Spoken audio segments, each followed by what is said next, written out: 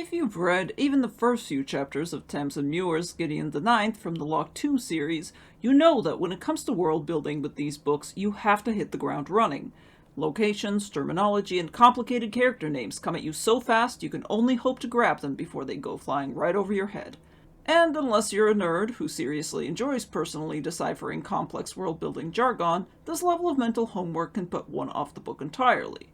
It's a lot to get through, and it doesn't help that the narrator and protagonist, Gideon herself, has little interest in what makes this sci-fi fantasy setting so incredible.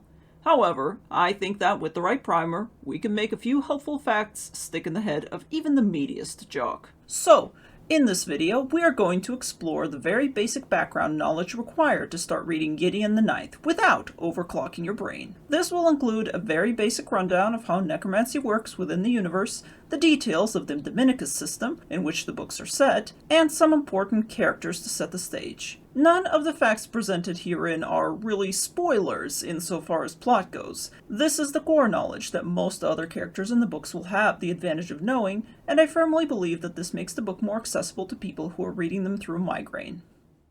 The first thing we have to cover is necromancy. If you've somehow missed the air traffic control levels of signaling, yes, these books deal with necromancy.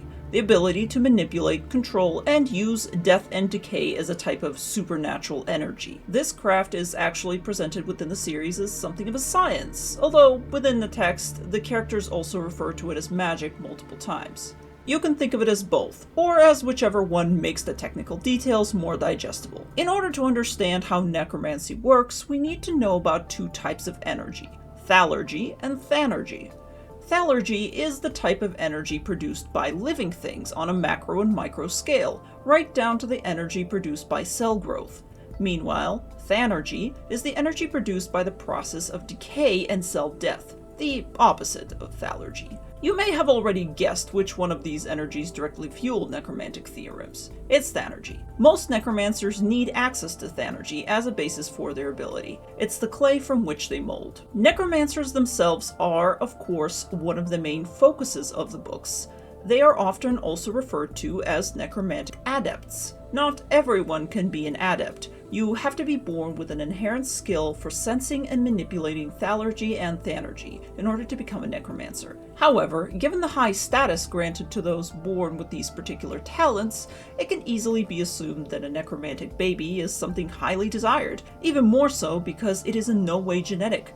Two necromancers can produce a completely normal baby, and vice versa. In general, there are three schools of necromancy recognized within this art: bone magic, flesh magic, and spirit magic. Bone magic, the most straightforward, is about the manipulation of bones, which hold the most thanergetic potential. Flesh magic, as one may imagine, has to do with the meatier parts of the body, everything from blood to lymph nodes to skin and hair. Spirit magic, meanwhile, has little to do with the corporeal and instead focuses on the soul. This type of necromancy can be utilized to ward off ghosts or summon them for a chat. Now, at this point you may be wondering, what sort of world is this? It sounds like high fantasy, and there appear to be elements of sci-fi within it as well, so I think it's about time we introduce the 9 houses of the Emperor and the Dominicus system, where the story takes place. One for the Emperor, first of us all. One for his lictors, who answered the call. One for his saints, who were chosen of old. One for his hands and the swords that they hold. 2 is for discipline, heedless of trial. 3 for the gleam of a jewel or a smile. 4 for fidelity, facing ahead. 5 for tradition and debts to the dead. 6 for the truth over solace in lies. 7 for beauty that blossoms and dies. 8 for salvation no matter the cost. 9 for the tomb, and for all that was lost. Dominicus is a star. It is, in fact, the star of the system within which the 9 houses reside. It resembles our own sun in many ways, and no, that is not a coincidence. The houses, although they are so-called formally, are planets that orbit Dominicus. We'll talk about them in more detail in a second. First, you need to know about the Emperor Undying, Necrolord Prime. Yes, that is his real title, and he's got many more. He is the de facto ruler of the houses, and the highest ranked and most powerful necromancer within the system. Along with other ascended entities called lictors, Also extremely powerful necromancers, he forms the first house.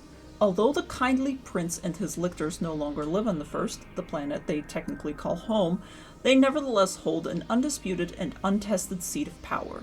They are also all really old. Like, really old. They're functionally immortal. Each of the other houses is led by a scion, an extremely skilled necromantic adept.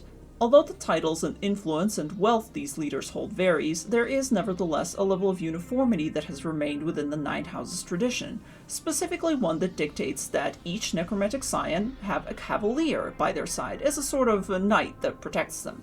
These primary cavaliers are all skilled sword hands, and are brought up into their position from an early age and trained in the way of the rapier, primarily. Aside from the first house, which has not been populated for many millennia, the rest of the houses are filled with what you may imagine to be pretty ordinary people.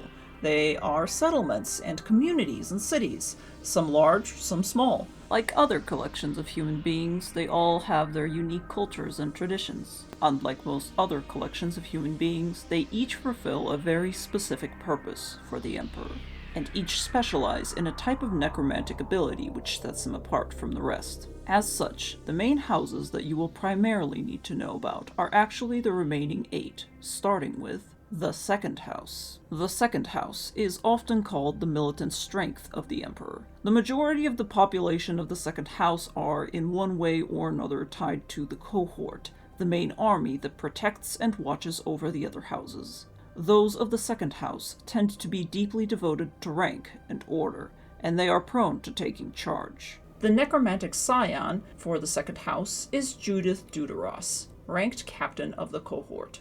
The cavalier primary to Judith Deuteros is Marta Diaz, ranked first lieutenant of the cohort. The necromantic specialty of the second house is absorption of life energy from the living. A second necromancer can drain thalurgy from any living source, then use it to bolster the strength of their soldiers.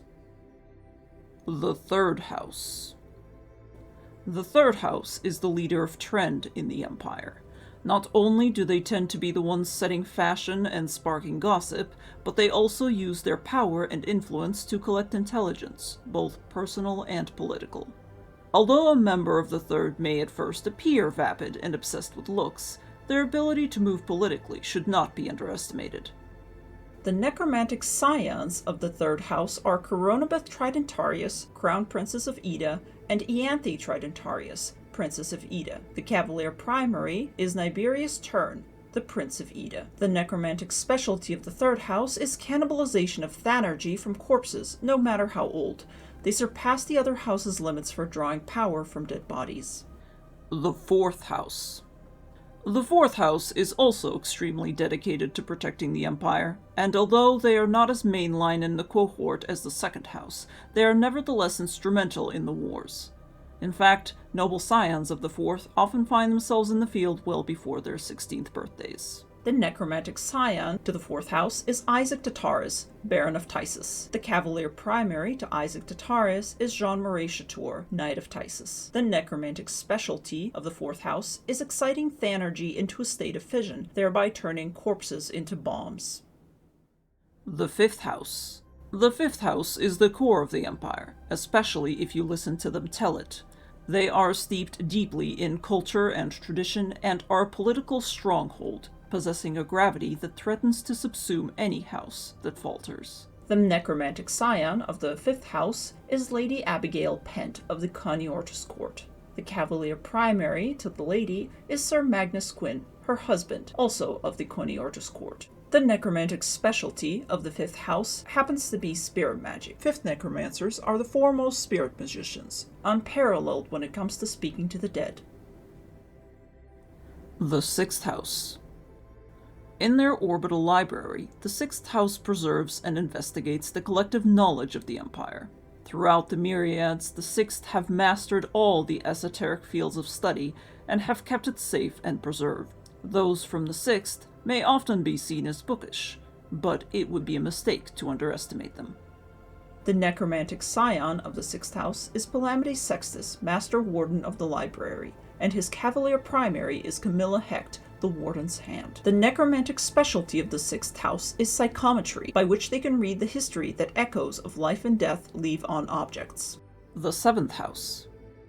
The 7th house treasures and preserves the beauty of death and dying things. Be it a rose hanging lush with decay, the vines that pull down walls of stone, or the final blossoming smile on a terminal patient's cheeks.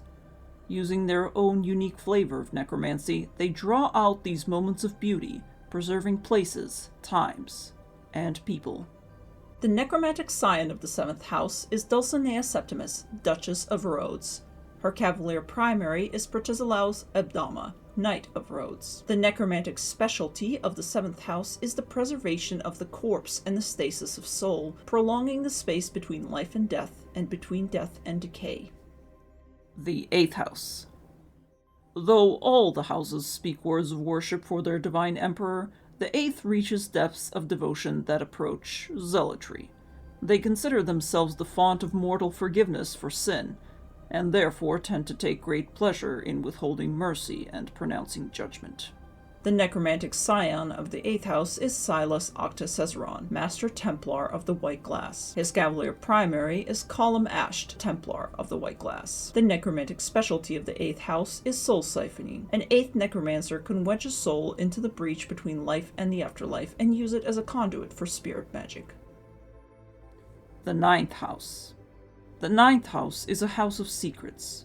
It contains within its heart a cloistered tomb tended to by silent nuns and skeletal thralls. Tasked with a dreadful duty by the emperor, the 9th are treated with fear and suspicion, but nevertheless command respect. It is rare, indeed, to meet a scion of the 9th in polite society. The necromantic scion of the 9th house is Hero Harknonogesimus, Reverend Daughter of Dreabur. Her cavalier primary is Ortus Nigonad. The necromantic specialty of the 9th house is the raising and crafting of skeletons. Though a staple of all necromancy, none master the art of skeletons like a 9th necromancer.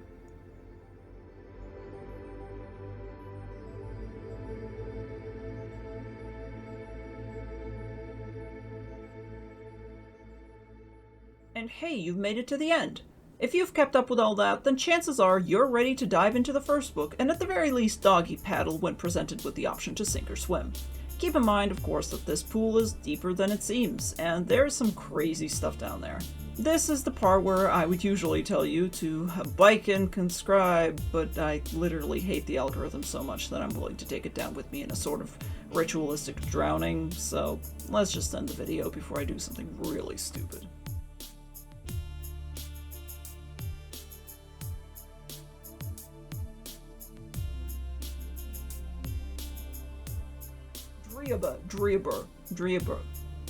Dreabur. The necromantic scions of the 3rd house are Coronabeth Tridentarius, the crowned princess of Ida, and Ianthe Tridentarius. Fucking hell, Ianthe. Fucking Ianthe. Ianthe. Fuck you, Ianthe.